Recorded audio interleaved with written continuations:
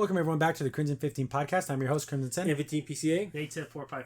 Be sure to check us out over on Twitter at C15 Podcast. Join the discussion over on Discord, link in the description below. And if you're enjoying the videos, be sure to sub, like, share, and hit that bell for notifications. Season 2, episode 19 of The Owl House, Titan Where Art Thou, or Oh Titan Where Art Thou. Again, these titles were like, oh, does every title have to be a pun of something else? Like, it's not a comedy show. I don't know, whatever. But overall, again, not a bad episode. Another 5 out of 10. I do mini reviews on TikTok and on YouTube stories. I usually get those out as soon as I watch the episode. So if you just want the quick little rundown, check out my YouTube shorts or my TikTok videos. Link in the description below. But yeah, just another okay episode. I do like the stuff with King a little bit. I wish it was just been about that. But we had to throw in this other storyline with Luce and Ida. I guess how young you are decides what side you're on. Because if you're like a kid and you think you should be able to do everything, of course you're going to agree with Luce. And if you're like older than, I don't know, maybe 18, 19, you realize, oh, putting children in dangerous situations and get them killed is probably not a good idea. But Luce doesn't like understand that. Then we have a weird third storyline, which really isn't a storyline. Because we all know that King is a Titan or an adolescent baby Titan. Ida and Lilith find out about that. Ida's like, well, you know, she kind of takes it like, oh, that's crazy. But Lilith like starts treating him like he's God. And it's just really weird. Like she follows him around like a foot servant. What's the deal with that? It just to prove that she's an idiot. Like Lilith was this really strong character. Then she lost her magic. Then she kind of became kind of like the silly aunt, which is fine. Now, I don't know. I don't know what they want to do with her character, but it just seems weird to make her that way. I can understand having her be nervous around King, like, oh man, he's really this Titan thing, but to be like hand on foot, like, oh, my master type situation. I don't know. But we jump in and King's dreaming, but he's in that in-between world. Remember the one that Luce ended up in when she made her crappy door? Like it wasn't a really well-made door, but it's the door that they get back to her, the human world. And it was that word in between. It looks like that place. But King can hear the collector and God, what? Bill Cipher. It's funny because the voice of King was the voice of Bill. But now you have another character who's basically Bill. A little, I don't know, I want to say slightly different, but it's the same kind of like goofy, silly, like it's the big bad, but he's also goofy and silly. I don't like it. See, this must not have been a dream. This must have been some type of like astral projection or something like that from King, because the collector's like, oh, who's there? Who's out there? I mean, I don't. First he's lamenting about being alone. But now he's not as soon as all this stuff happens at the Day of Unity, I guess it's going to like release him. I don't know what the Emperor thinks that's going to do for him. I don't know. Maybe he's being double crossed. I don't get it. But the King wakes up and remember they were on the island and they're sailing back now. You just slept on the deck of the ship. Don't even take him to a bed or somewhere. Just let him sleep right there. Let him bake in the sun. But he wakes up and they're finally home. But of course, King still has all these feelings about, holy crap, here I am living on top of my dad. Like you may not know that exact Titan is his father, but he is a Titan. So imagine living inside the dead body of your dad. Talk about weird feelings, right? So he's just like, oh, I don't know what the hell's going on. But he's trying to deal with it the best that he can. And of course, Luce, being the happy-go-lucky Luce that she is, tries to be, oh, let's make our way home and everything. So yeah, tough for him and, for her too, because she's going to try to do her best to be there for King, but Luce she's just a kid. They're on the way back to see everyone's wanted. They got wanted posters for everybody. And they're making their way to the Owl House. We see some Emperor's guards. Of course, when the guard walks by, they have to like give away everything. So they're just like, oh man, go to the Owl House. It was so easy when they didn't have their, when Hoodie wasn't there to defend, because he's like the self-defense system. The home security. So they were able just to bust in there and they're just kind of taking everything. House is destroyed. So they don't know if Ida's been arrested, if they're dead. She has no idea what's going on.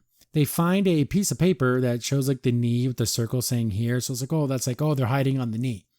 Okay, I guess. But it's it wasn't even like a puzzle. It was literally just a circle on a piece of paper saying here. why wouldn't the Coven guards like explore that or think anything of it? I don't know. I guess they're trying to prove everyone's dumb. Get to Ida and Lilith in. They're just kind of bickering a little bit about what to do next. Lilith's trying to come up with plans, and then it's like, oh yeah, that's a really stupid plan. Well, at least I'm trying something. So it's a kind of a hopeless situation because they have no magic. They can still make potions and stuff, but versus the Emperor's guard and all that, it's nothing. There's nothing. She could turn into her owl, form. I wonder if Lilith can do something similar. Because remember, she did turn into a big beast too. I wonder if she can do something like that. That'd be pretty cool. But that's only like a physical thing. Like that's just like having Wolverine versus a whole entire army of like thousands of people. Yeah, he can kill probably a couple hundred, but it's not enough to win the war. Then of course they have like their own little like I do like they use those little fire bees. Remember that was in that one episode. That's kind of cool. Because it's such a Pokemon thing. But Luce shows up and they're like, oh, hey, you're back and everything. And they're trying to explain everything that went down. And I do like how you left us this note. And they weren't even trying. They're just screwing up because they're worried. They don't know what's going on. But they're like, oh, so what happened? Did you find where you were from and everything? And then Luz is like basically drops all the information on him. Like, yeah, they try to kill us and they had a t-shirt that I was sacrificed. Like, why would they even make these? It's silly and it's funny, but it's like, what? They had I don't know, like a gift shop. But Ida gets mad at Lilith, like, oh yeah, it was supposed to be this really safe thing. Yeah, you almost got them killed. But then she's like, yeah, King's a Titan. Like, that's what he is. He's not a regular monster, a regular demon. He's a full-blown Titan. But King doesn't even know how to process any of this. So he's trying to remember his little doll, his little like bunny rabbit guy. It's not Jean-Luc, Francois. It's a French name, but he's like trying to like make a snow version of it. It's really cute. Then this is the whole point of Lilith going like way overboard with like, oh, he's a god. Calm down, Lilith. You've known King for as long as you've known him, and you realize, oh, he's just flesh and blood. That's another thing too. Like, is that like saying like, oh, they pray to this god this time, but it was just a big monster, really. So it could die. Obviously, it had bones and a heart and blood and everything, so it was a physical thing. So is it really a god? You know what I'm saying? It's just a really big monster. That's the discussion for another time. Ida doesn't want to tell Luce that there's no plan. There's nothing. They're going to just... her plan is try to get them to go away and keep them safe because they're all going to either get arrested or died or petrified or whatever. But she doesn't want to tell, of course, Luce that. And even Lilith's like, you got to tell her. Tell her there's no plan. Tell her that she just needs to go into hiding, get off the damn island, go somewhere else. And that's another thing. This Titan, there's more than one dead Titan, right? So is there other places? Is the Emperor only ruling over the Boiling Isles? Like, how big is the Boiling Isles? Is this as big as a state? Is this as big as a city? Like, it's not a continent. It's way too... I don't think it's that big because they literally went from like the mountains to where they were in hours. So I'm assuming it's probably the size of a really large city. I don't know. She's like, oh no, I just want them to have like one more fun, happy day. And they're going to like... not tell Luce anything. Like, see, delaying this information. This is critical information. This isn't like, oh, Luce, we don't have the money this year, so we can't go on that big summer vacation. Oh, we're not going to Disneyland this year. This is like you're gonna die. Come on, Ida. You can't be holding this back. It's a little ridiculous of her. But I guess when they went through the owl house, they got all this stuff. Like, oh, let's go get his little doll back, and that'd be for him to help make him feel better and everything. Lilith is giving everything to King, like, oh, master. Like, she's like, oh, I want me to kill someone for you. Perhaps I could offer you dark deeds carried out in your name. And then she has like this poison dagger thing, and he's like, oh God, no, don't do that.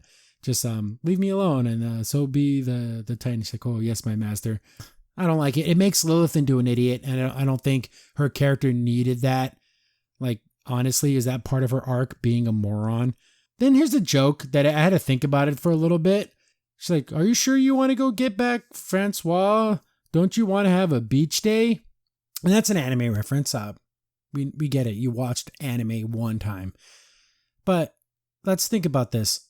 Beach episodes are usually fan service episodes. I don't want a fan service episode in the Owl House. That's super creepy. That is very, very creepy. No, thank you. Lou's saying, oh, if we had like 20 more adventures or something. So they're like making fun of the fact they have no more episodes. Like they're running out of episodes. I don't like this reaching out and the breaking the fourth wall type stuff. And it takes me out of the show. it takes me out of the world. I don't like it.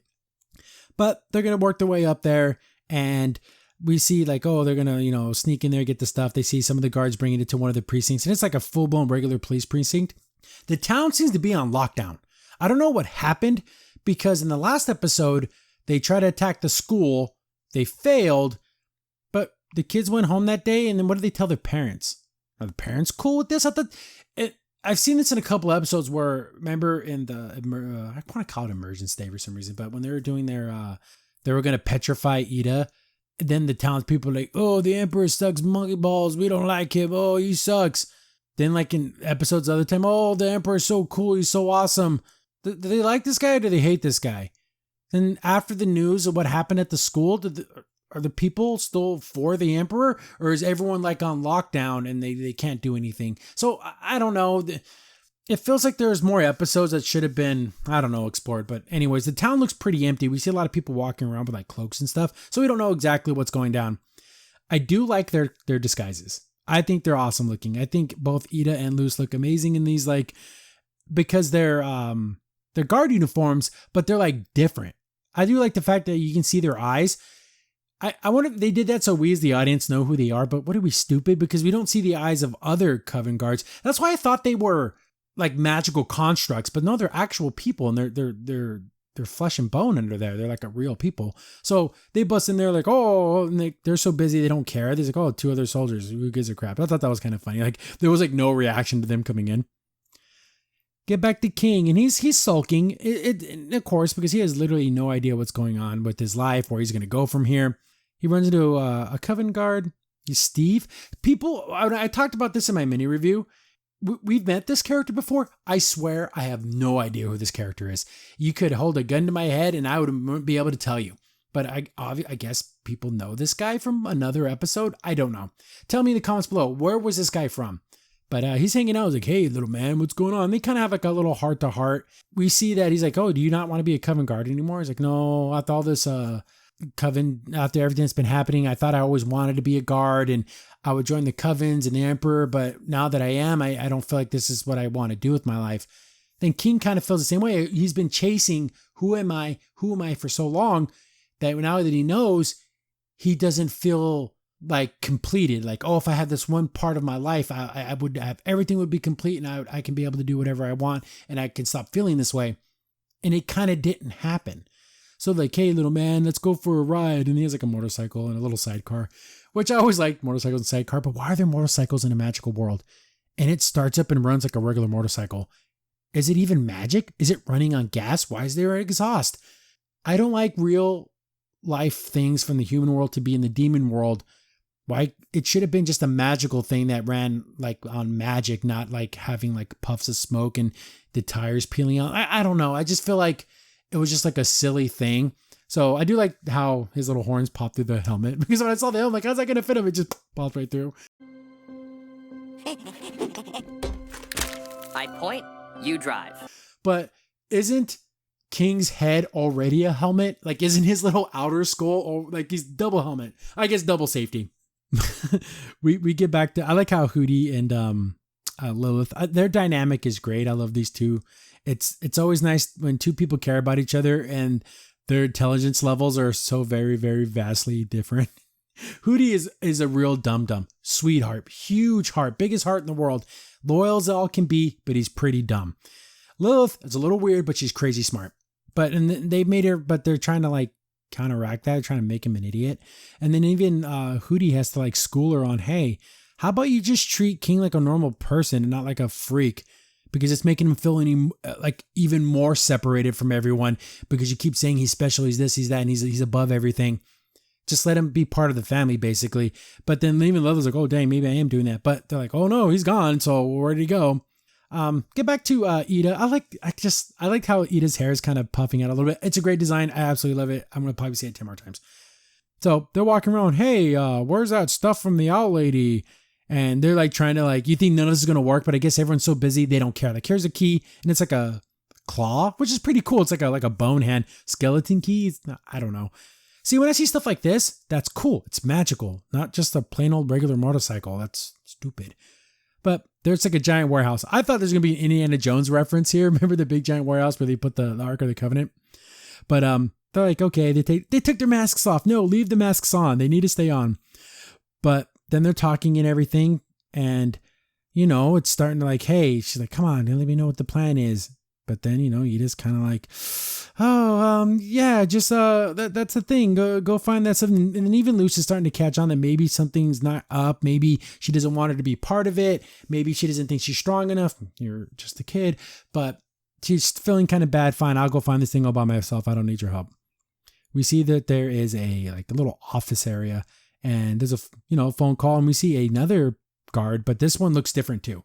So her, I'm assuming it's her. It's a female voice. I'm going to say she. She has like a cool looking outfit. I love her little face mask and everything. She's talking to Rain, and then Owlet is like, "Ooh, Rain, I gotta talk to Rain and see what's going on." Because as far as Ida knows, we know Rain has been faking their sickness, like their memory loss and all that crap. But Ida doesn't know that. Ida still thinks Rain is running the Covens, and is a bad guy.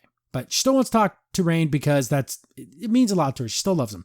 Get to the existential crisis of King, and it's all done like a Sundance independent film festival thing, where it's just like soft music and then driving around and then doing stuff. There's an episode of American Dad where they do this. They make fun of this type of thing where they're going on this journey and they're driving and there's lots of like shots of leaves and they're in the forest and it's just beautiful music. It's so cliche and contrived that I don't know. It's been done a million times and now they're doing it. But he like gives the claw a hug because it's like giving your dad a hug.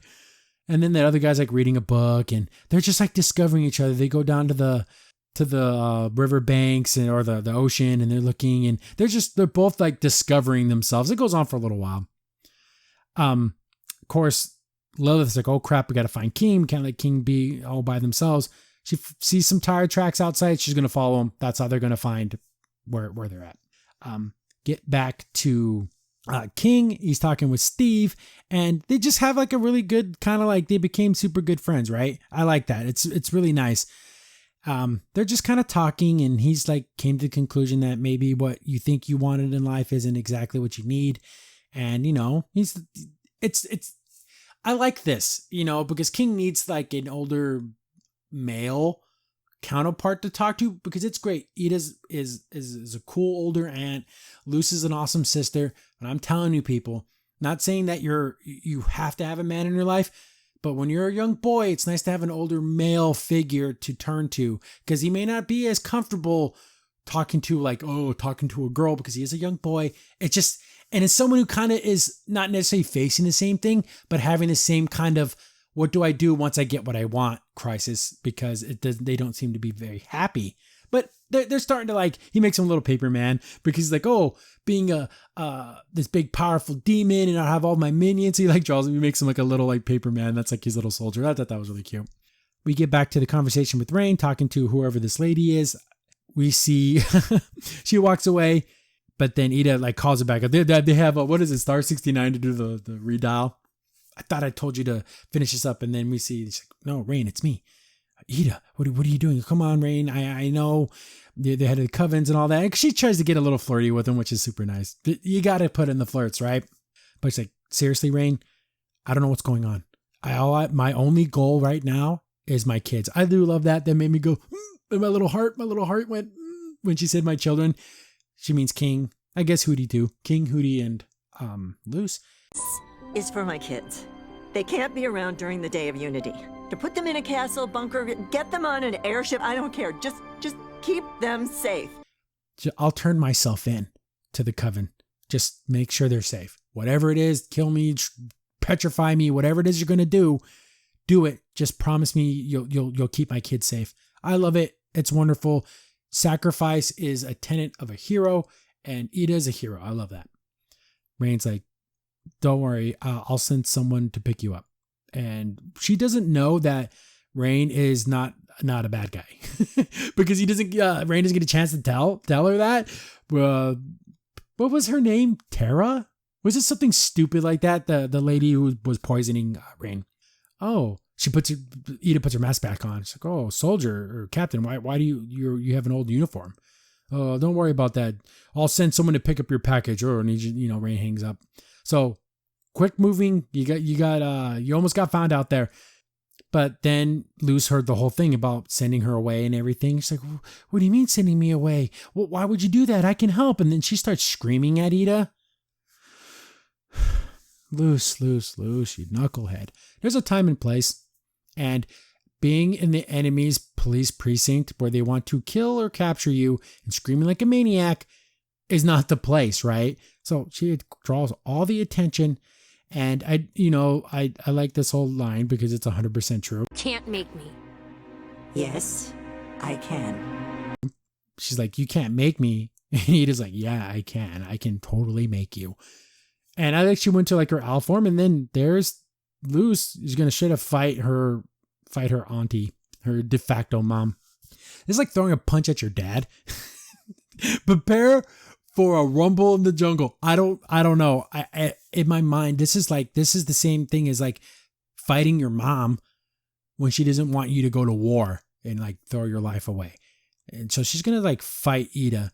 Of course, Ida's like, flying around. She's like, Luz, stop this crap. Then more guards are showing up. And then, this is the thing I don't like about the magic system. Her little papers, right? She just has them. Like, I would imagine if I was Luz, I would have like a little utility belt in having a stack of papers in each one and knowing, okay, the first position is fire, second position's ice. But she always just kind of pulls them out of her pockets and she knows which ones are which. And how does it know what to do? I've asked this to everyone and no one can give me an answer. In the comments below, give me your answer.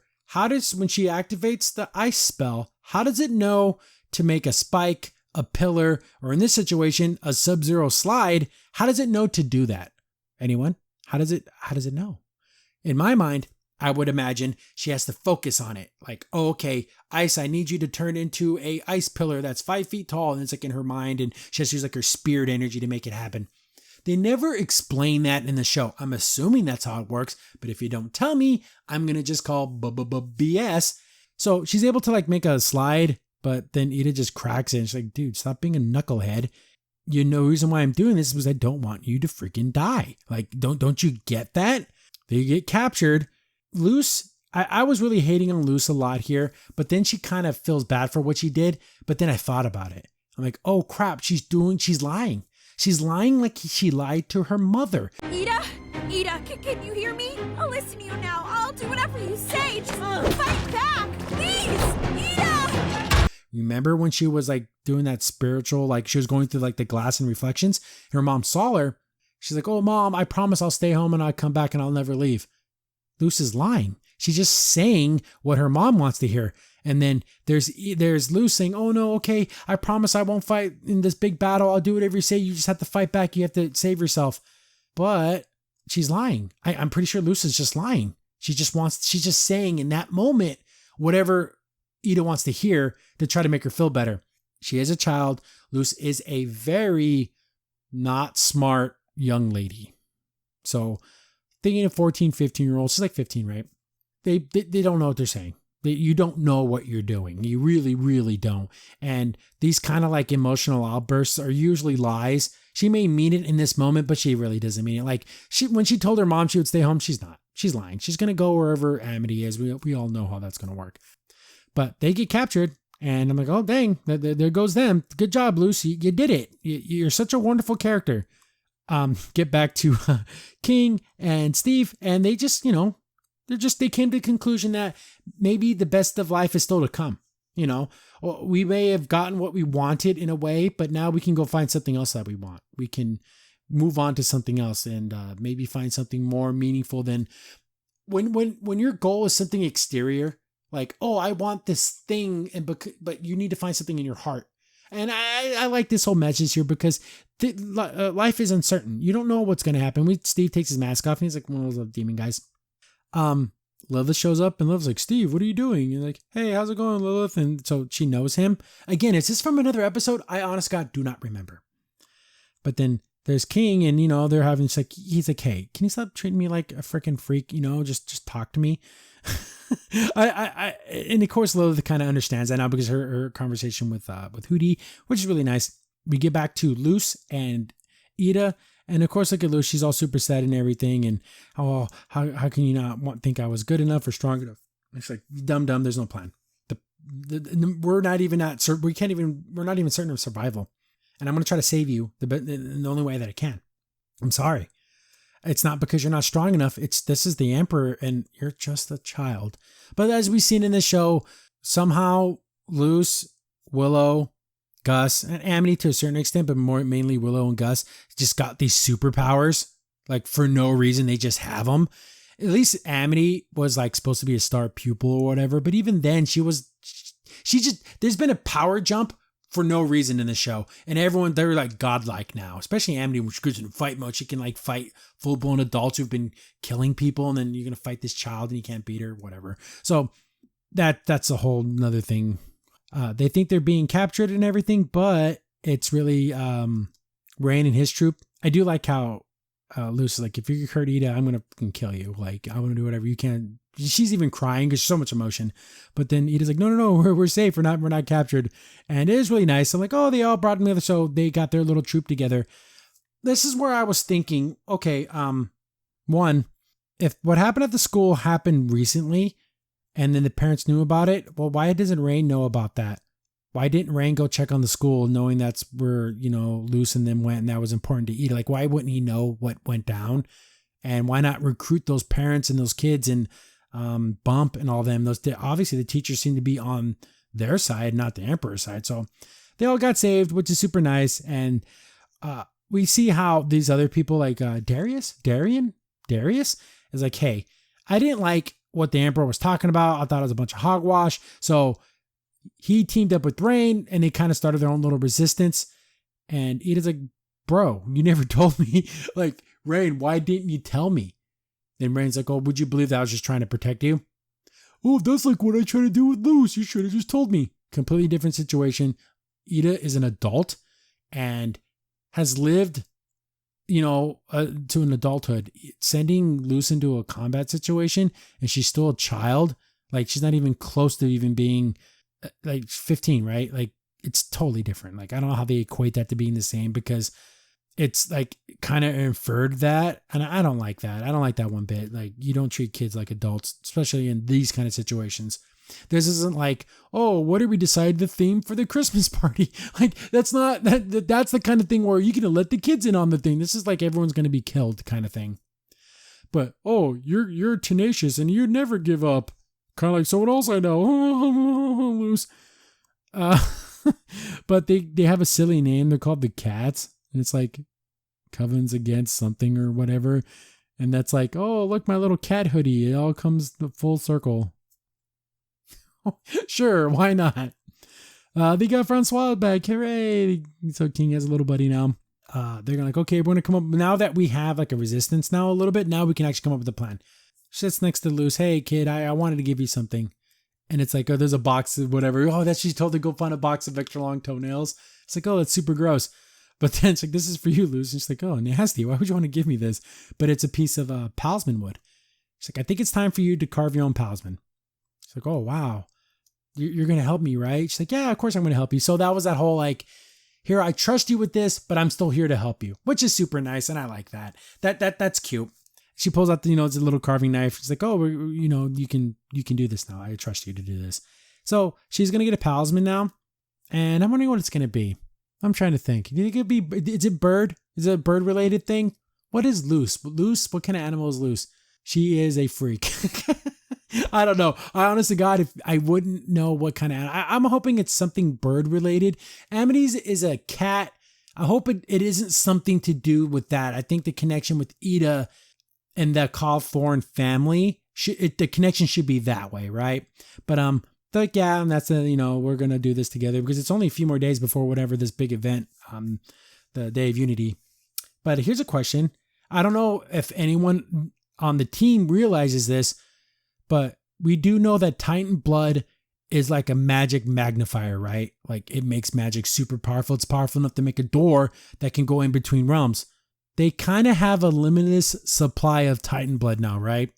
Not saying strap King down, but if they would just take an infusion, of like a vial, that would be like like so much power, right? They can soup up all their stuff. And not saying, you know, you don't have to milk freaking King for all his blood, but I mean, I would start doing that because they can make so much, like, especially with someone like Rain who's already powerful, like put the stuff on the violin. How cool would that be? Anyways, I just thought of that. I don't know if the characters in the show thought of that, but yeah, end of the episode, not bad. I just don't like that, you know, kids are always right, parents are stupid. There's a little back and forth there, but I don't know. Luce, she needed to understand that I know it's super dangerous, but I'm going to fight for you, Ida, if you like it or not, because I cannot live with myself knowing that you sacrificed yourself to the Emperor just to protect me when I do have power and I can help you. That conversation should have happened, but it's mostly apologizing from Ida to Luce. Like, there's no back and forth. And that happens a lot in cartoons where if there's a conflict, it's the parent that's wrong and the parent has to apologize to the kid, and that's the end of it. There's every situation, I'd say about 99% of all situations where there's conflict, especially between parents basically, or siblings or families and stuff, there's a give and take. There's a little bit of back and forth between the two characters. But in modern day cartoons, it's always the adults that are wrong and the kids are always 100% right. Besides that, it's all right. I really want to see King do something awesome. Said in the last episode when I found out that he was a Titan, he needs to turn into a big giant monster and beat the crap out of something. I'm on Godzilla action going on here. But thanks for watching, guys. Does Luce get her? Does she carve an animal? For the life of me, I cannot think of what it should be. Before, again, of course, everybody knows, I'm assuming she carves it. What did you think her animal was going to be? You know, was it going to be something Cawthorn related? Would it be something personal to Luce? I don't know. She seems like a butterfly. I don't know. It's weird. But thanks for watching, guys. Trying to get through the rest of them. There's like, a few more episodes left. And yeah, been here for the long haul. And thanks for watching. Now, let's take it slow. We've got all the time in the world. Crimson's in here. Thanks for watching the video. Remember, liking, subscribing, sharing, and commenting on the video really helps out a lot. It gets the video spread around more people get to see the videos, and we get to make more videos for you guys. So thank you, and we appreciate every single one of you guys.